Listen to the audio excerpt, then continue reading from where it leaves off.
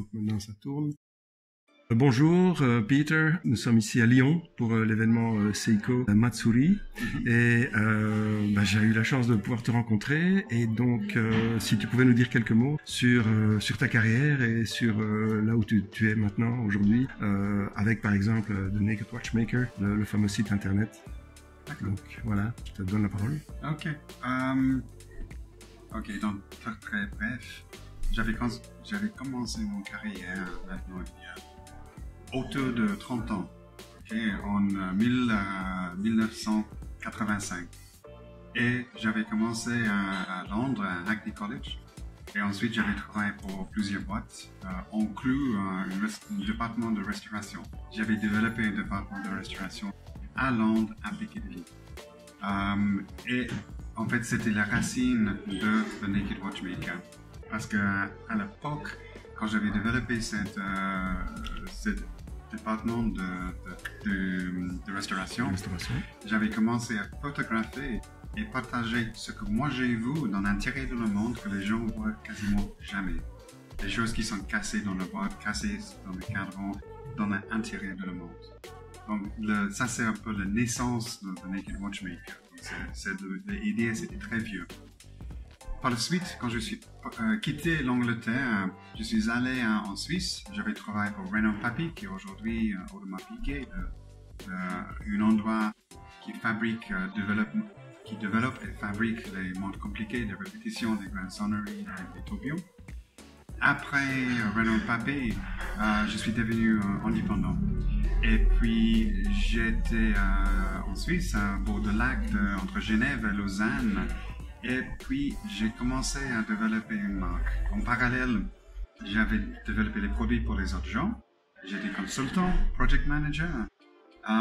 Et c'était en 2000 que j'avais commencé. En 2002-2003, j'avais lancé le premier prototype de mon ancienne marque. Et ce premier proto, ils étaient nés d'une montre poche que j'avais fabriquée à la main quand j'étais toujours au Locle en train de travailler chez Renault Papy. J'avais fabriqué cette montre dans une ancienne chambre que j'avais convertie en atelier. Ouais. En atelier. Donc c'était jamais prévu, mais c'était un peu par hasard. Montre poche qui a mené vers les montres bracelets, qui a développé qui a résulté dans une marque. Et j'avais travaillé dans cette marque, j'avais développé cette marque pendant les prochaines 15 ans. Okay. Et puis, il y a 2 ans, en 2016-2017, que j'avais quitté cette marque pour mettre toutes mes énergies dans The Naked Watchmaker, qui était le même concept que Londres, mais fait différemment, parce qu'aujourd'hui, pas comme à l'époque, on peut facilement faire des images, on peut facilement partager toute l'information sur Internet. On peut faire nous-mêmes un site web. Très facilement, oui. Et avec tout ce que j'ai fait, tout ce que j'ai vécu, et la réputation que j'ai aujourd'hui, j'ai pu rentrer en Swatch avec Breguet, Blancpain, Jackie Drew, récemment avec Bertrand Constantin, Ferdinand Berthoud. J'avais passé 3 semaines au Japon avec Grand Seiko et Credo. Et gentiment, je développe une base de data sans avis qui est complètement objective, qui peut permettre les gens de voir l'intérieur de le monde. On ne parle pas de qualité parce que qualité est subjective. On ne parle jamais de prix parce que ce n'est pas l'objet ici, non.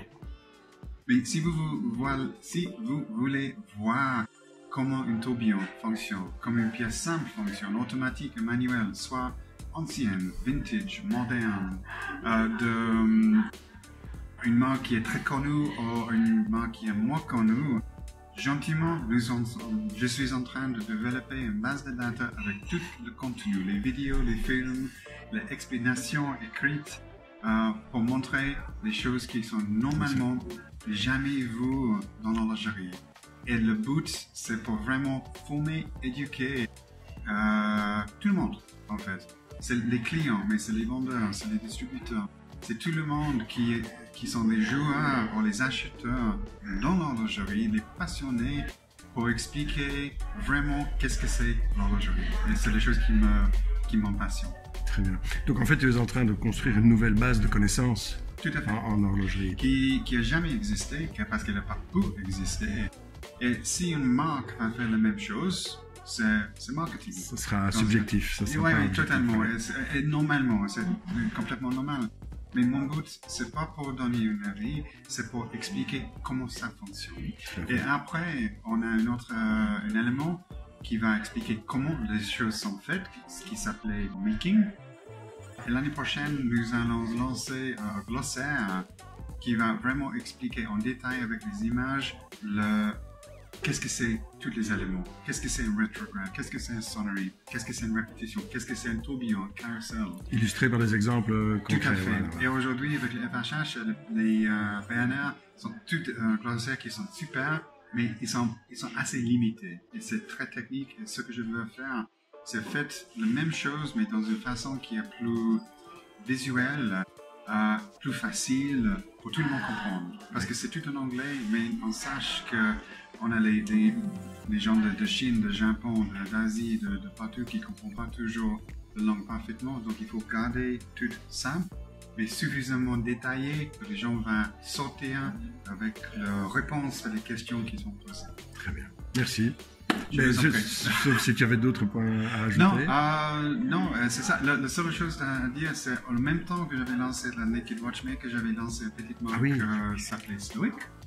Et le but avec Stoic, c'était pour en fait partager les styles classiques de l'horlogerie, les montres qui étaient conçues dans les années 40, 50 et 60, mais avec les éléments de qualité, mais pour moins cher que les nouvelles générations peuvent comprendre, peuvent acheter, peuvent porter pour avoir une autre vision.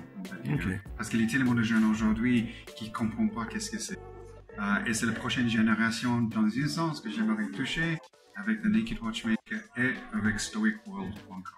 On constate souvent que les jeunes d'aujourd'hui ne savent pas ce que c'est une montre automatique. Et alors quand on leur explique, ils découvrent ça, ils sont curieux. Donc il y a sûrement beaucoup de choses à leur apprendre. Absolument. Peter, merci beaucoup. Je vous en prie. Merci. My pleasure. Thank you.